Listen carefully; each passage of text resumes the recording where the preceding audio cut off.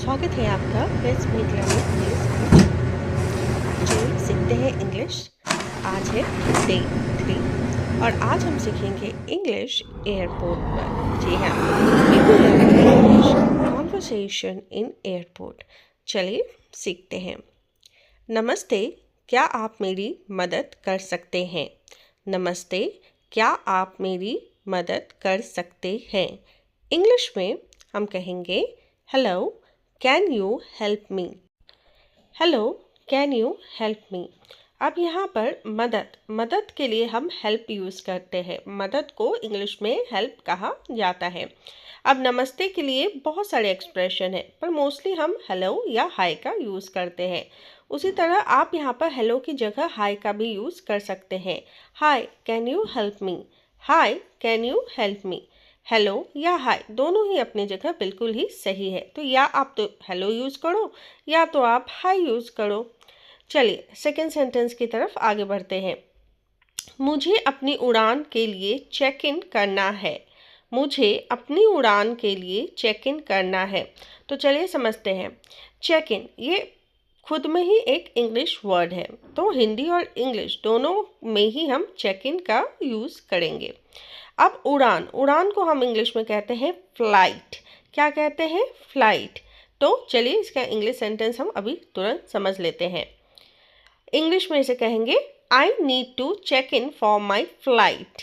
I need to check in for my flight. ठीक है।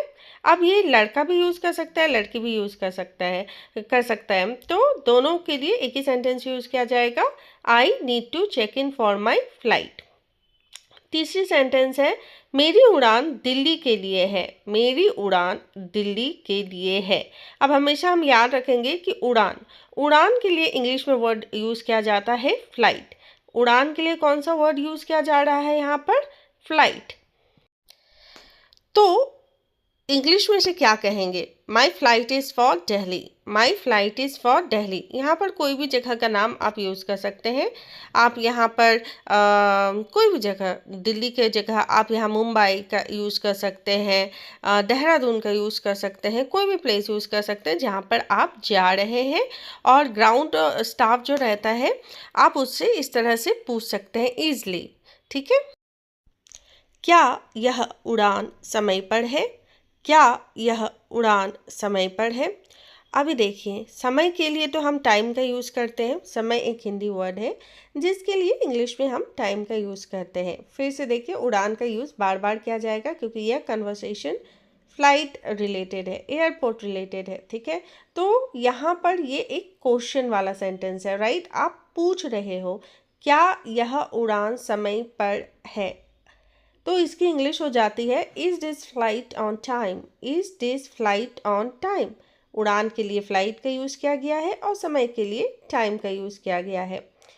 Next sentence है मेरी बोर्डिंग पास कहाँ मिलेगी? मेरी बोर्डिंग पास कहाँ मिलेगी? अब यहाँ पर बोर्डिंग पास पहले से ही इंग्लिश वर्ड है। हिंदी और इंग्लिश दोनों में ही बोर्डिंग पास का यूज़ किया जाता है। तो यहाँ पर बोर्डिंग पास के लिए इंग्लिश में कोई अलग सा वर्ड यूज़ नहीं किया जाएगा। मेरी बोर्डिंग पास कहाँ मिलेगी? यह एक क्वेश्चन वर्ड है। और मैंने अपनी पिछली वीडियो अगर आपने देखी होगी तो मैंने उसमें बताया है, जब हम जगह रिलेटेड क्वेश्चन पूछते हैं तब हम क्वेश्चन वर्ड वेयर का यूज़ करते हैं। उसी तरह से यहाँ पर हम जगह पूछ रहे हैं। किस चीज़ की जगह पूछ रहे हैं? कि कहाँ पर बोर्डिंग पास मिलेगा।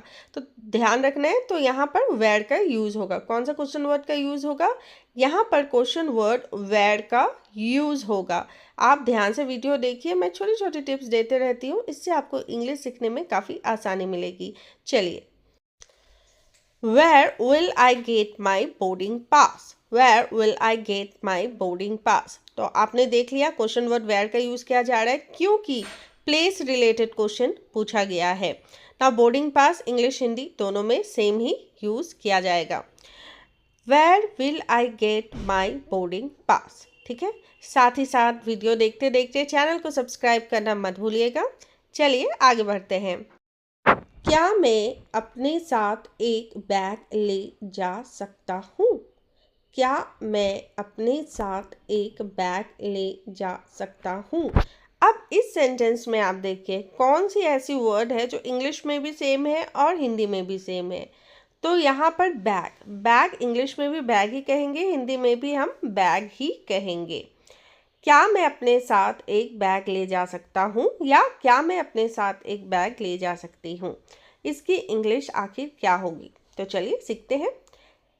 Can I carry a bag with me, can I carry a bag with me.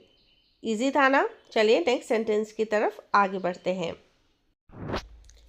मुझे सुरक्षा जांच के लिए कहाँ जाना है, मुझे सुरक्षा जांच के लिए कहाँ जाना है। अब यहाँ पर किस रिलेटेड क्वेश्चन पूछी जा रही है? यहाँ पर क्वेश्चन पूछी जा रही है जगह के लिए, उस जगह के बारे में क्वेश्चन पूछी जा रही है जहाँ पर सिक्योरिटी चेक इन होती है। तो यहाँ पर दिमाग की घंटी बजेगी। मैम ने बताया था कि जब भी हम जगह रिलेटेड क्वेश्चन पूछते हैं तब क्वेश्चन वर्ड वेयर का यूज़ किया जाता है। कौन सा क्वेश्चन वर्ड यूज़ करते हैं हम? वेयर का। ये दिमाग में बैठा लीजिए, लिख लीजिए, कुछ भी कर लीजिए, पर हमेशा याद रखेंगे कि whenever we ask question related to a place, we want to know about a place, then we will always use the question word where। जब भी हमें जगह रिलेटेड क्वेश्चन पूछनी हो, हमें जानना हो उस जगह के बारे में, कहाँ पर वो चीज़ मिलेगी, तब हम क्वेश्चन वर्ड वेयर का यूज़ करेंगे। ठीक उसी तरह जिस तरह यहाँ पर हम उस जगह के बारे में जानने के लिए क्वेश्चन पूछ रहे हैं, किस जगह के बारे में? सिक्योरिटी चेक इन कहाँ होती है, उस जगह के बारे में क्वेश्चन हम पूछ रहे हैं। तो यहाँ पर हम क्वेश्चन वर्ड वेयर का यूज़ करेंगे। यहाँ पर सुरक्षा है, सुरक्षा को इंग्लिश में क्या कहा जाता है? मैं ऐसे ऐसे सबको आपको बताती हूँ ना इंग्लिश में, जो डेली कॉन्वर्सेशन में यूज़ बहुत बार होती है। अब हमेशा ध्यान में याद रखना, सुरक्षा को इंग्लिश में सिक्योरिटी कहते हैं। क्या कहते हैं? सिक्योरिटी। ठीक है, तो हम मोस्टली क्या कहते हैं, इंग्लिश हो गया है सिक्योरिटी, हम नॉर्मली सिक्योरिटी यूज़ करते ही रहते हैं। तो यहाँ पर पूछी जा रही है सिक्योरिटी जांच। अब जांच को इंग्लिश में कहेंगे चेक, जांच को क्या कहेंगे? चेक। ये भी याद रखना, जांच कर लो, चेक इट। ठीक है, तो चेक करना कहते हैं जांच को, हमेशा याद रखना है। मुझे सुरक्षा जांच के लिए कहाँ जाना है? पिछले वीडियो में मैंने आपको बताया था मुझे, मैं, इन सब के लिए आई का यूज़ करते हैं। किसका यूज़ करेंगे? आई का। हम के लिए यूज़ करेंगे वी का, WE, वी। ठीक है, तो चलिए इसकी इंग्लिश हम सीख लेते हैं।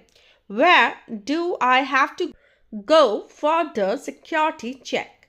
Where do I have to go for the security check? हमेशा दिमाग में बैठा लो।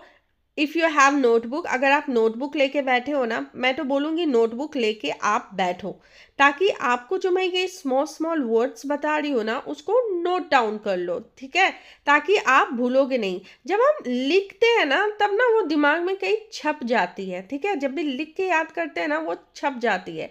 तो आपको समझ भी लेना है, याद भी कर लेना है, भूलना ही नहीं है, क्योंकि इंग्लिश सीखना काफ़ी आसान। आप लिख लो, सुरक्षा के लिए हम सिक्योरिटी का यूज़ करेंगे, जांच के लिए हम यूज़ करेंगे चेक का, मुझे के लिए या मैं के लिए आई का, और हम के लिए वी का, WE। चलिए इस सेंटेंस को एक बार फिर से हम पढ़ लेते हैं ताकि आप इसको भूलें ना। आप मेरे साथ रिपीट कीजिए। मुझे सुरक्षा जांच के लिए कहाँ जाना है? Where do I have to go for the security check? Where do I have to go for the security check? चलिए आप 2 बार रिपीट करें।